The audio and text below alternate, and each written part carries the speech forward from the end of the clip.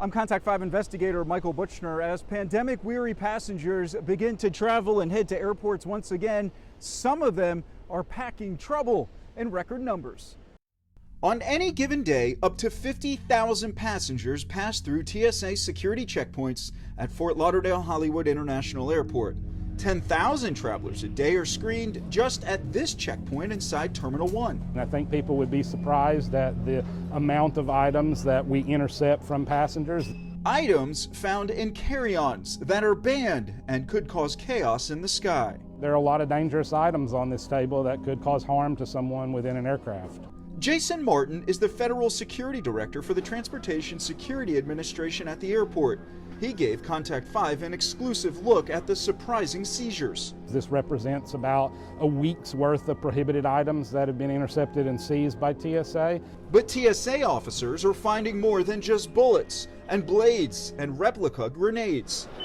87% of the firearms that are seized by TSA are loaded, and many of them have a round in the chamber. Are people bringing these guns by mistake, or is something else going on here that could be of concern? I think we always have to consider whether someone is doing it on purpose to test the system. And so the real worry that we have for passengers and TSA officers alike is that we would have an inadvertent discharge of a firearm. So far this year, TSA officers at Fort Lauderdale have discovered 73 guns at airport checkpoints, 33 at MIA, and 10 at Palm Beach International Airport, all of which have exceeded last year's count. And despite the pandemic and screenings falling nationwide by 500 million in 2020, the TSA reports its firearm catch rate doubled last year to a record 10 firearms per million passengers screened. Why do you think you're seeing so many more guns during the pandemic? Yeah, I don't know that I can explain it. I definitely would say that it exacerbates why we should be concerned about it, because even when the numbers dropped for passengers, we still saw quite an increase. Anytime there's any inkling that weapons are trying to be smuggled on airplanes, all of us should go, okay, what's happening? We shared the TSA's data with security expert Tim Miller. He's a former Secret Service agent and former senior special agent with Homeland Security assigned to the FBI. Do you believe all these weapons were brought accidentally, or do you think something else could be going on here? I think it's a little of all of it. The majority of seizures are people that don't know, but I think there could be an element where people are doing dark things.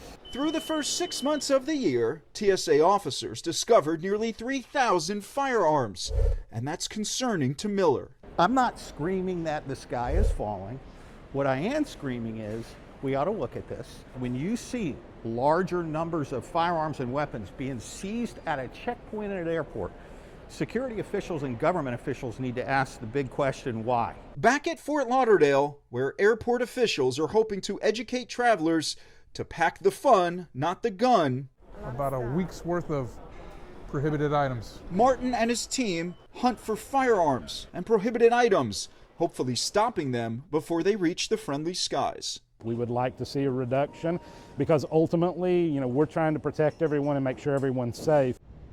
If you're caught bringing a gun through a TSA security checkpoint, you could possibly face criminal charges and up to $14,000 in fines and penalties. To learn more about safely traveling with a firearm, head to our website at WPTV.com. I'm Michael Butchner.